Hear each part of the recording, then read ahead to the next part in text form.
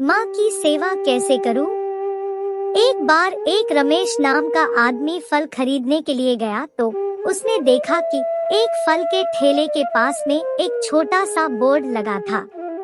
उस पर बड़े बड़े अक्षरों में लिखा हुआ था कि मेरी माँ बहुत बीमार है, मुझे उनके लिए खाना भी बनाना पड़ता है और पिछले कुछ दिनों से माँ की तबीयत ज्यादा खराब होने के कारण मुझे ही उन्हें टॉयलेट ले जाना पड़ता है। मुझे थोड़ी थोड़ी देर के बाद माँ को दवाइयाँ भी देनी होती है, इसलिए अगर आपको जल्दी हो तो आप अपनी मर्जी से ही फल तोड़ लें। इन सभी फलों का भाव साथ ही में बोर्ड पर लिखे हुए हैं। अगर आपको फलों का दाम ज्यादा लगे तो जो आपको सही लगे उतने ही पैसे तराजू के पास रखे हुए इस गत्ते के नीचे रख दें। और अगर आपके पास अभी देने के लिए पैसे नहीं हैं, तो आप बाद में भी पैसे दे सकते हैं।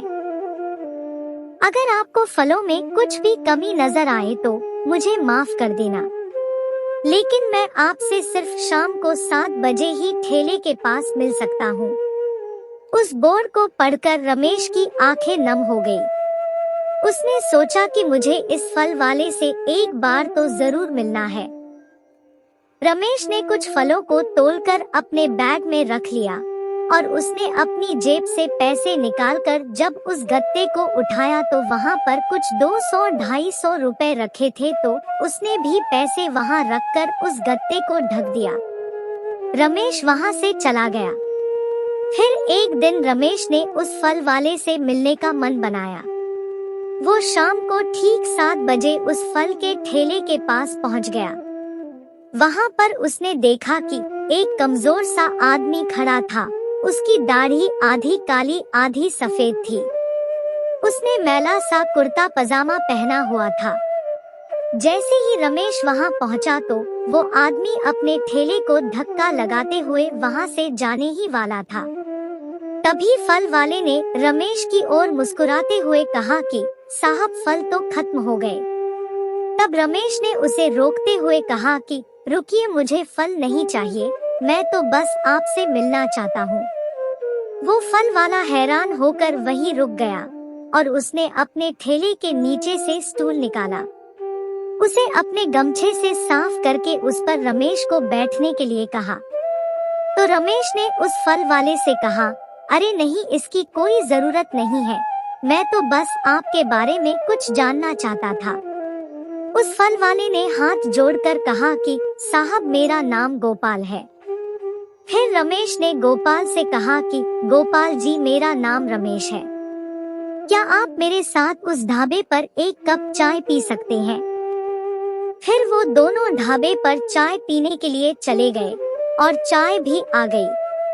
चाय पीते पीते गोपाल रमेश से कहने लगा कि साहब, पिछले 3 साल से मेरी माँ बहुत बीमार है, इसलिए अब वो बिस्तर पर ही रहती है और मेरी कोई संतान भी नहीं है और 2 साल पहले मेरी पत्नी का भी देहांत हो गया था।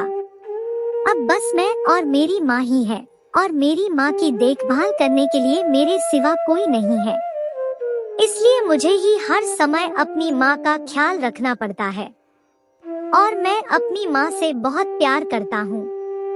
साहब, एक दिन की बात है जब मैं अपनी माँ के पैर दबाते हुए उनसे कह रहा था कि माँ, मुझे तुम्हारी सेवा करने का तो बहुत मन करता है, मगर मैं क्या करूँ माँ, मुझे फल बेचने भी तो जाना पड़ता है और तुम हो कि मुझे हर रोज अपने पास ही रोक लेती हो।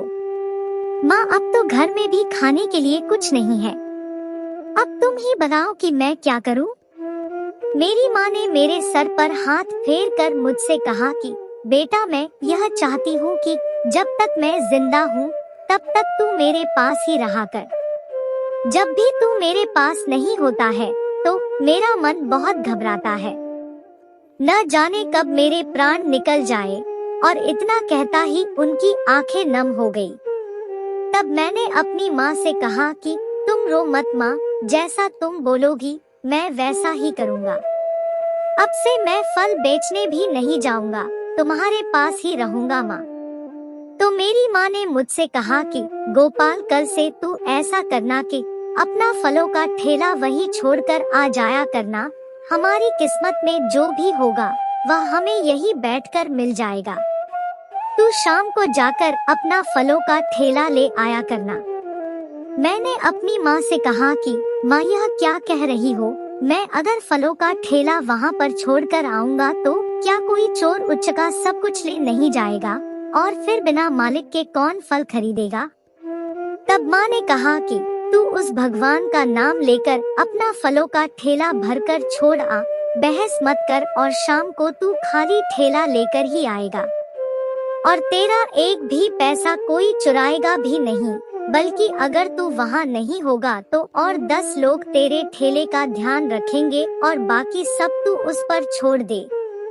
रमेश साहब अपनी माँ की कही बात को मानकर ही मैं हर रोज सुबह ठेला यहाँ छोड़कर चला जाता हूँ।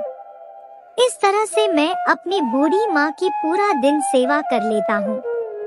यह तो कुछ भी नहीं साहब, आज तक मेरे फलों की खरीदारी में एक भी पैसे का हेरफेर नहीं हुआ, बल्कि कुछ लोग तो इस बोर्ड को पढ़कर थोड़े बहुत ज्यादा ही पैसे रख जाते हैं। कभी तो मेरी माँ के लिए फूल रख जाते हैं, तो कभी हम दोनों लिए खाना रख जाते हैं।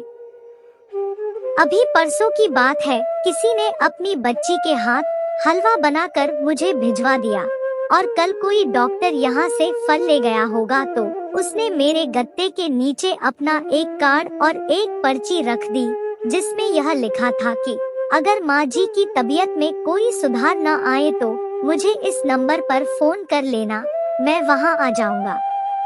साहब, इसी तरह से आज 8 महीने बीत गए, कभी किसी बात की कमी नहीं हुई। मेरी माँ की कही हुई बात सच हो गई। यदि हम सच्चे मन से ऊपर वाले पर भरोसा करेंगे तो वो हमारा ध्यान जरूर रखेगा। यही नहीं साहब, यहाँ पर जो लोग मेरे फल खरीदने आते हैं वो भी बहुत अच्छे हैं। उन्होंने भी मेरी बहुत सहायता की है। पहले मुझे लगता था कि आज के समय में कोई किसी की सहायता नहीं करता, लेकिन साहब अब मैं यह जान गया हूँ कि आज भी इस दुनिया में बहुत से ऐसे लोग हैं जो दूसरों की सहायता करने के लिए हर समय तैयार रहते हैं। उन सबको मैं दिल से धन्यवाद करता हूँ और मैं भगवान से उनके लिए प्रार्थना करता हूँ कि वो सभी लोग सदा खुश रहें और उनके घर में कभी कोई कमी ना हो। गोपाल की बातें सुनकर रमेश की आंखों में आंसू आ गए। गोपाल रमेश से कहता है कि साहब, आपका चाय पिलाने के लिए धन्यवाद। अब मैं चलता हूँ, मेरी माँ मेरी राह देख रही होगी और मुझे उनके लिए खाना बनाना है। यह कहकर गोपाल वहाँ से अपना ठेला लेकर चला गया और रमेश वहीं पर खड़ा खड़ा यही सोच रहा था कि हे भगवान, ऐसा बेटा हर किसी को देना जो कि गोपाल की तरह ही अपनी माँ की हमेशा सेवा करे।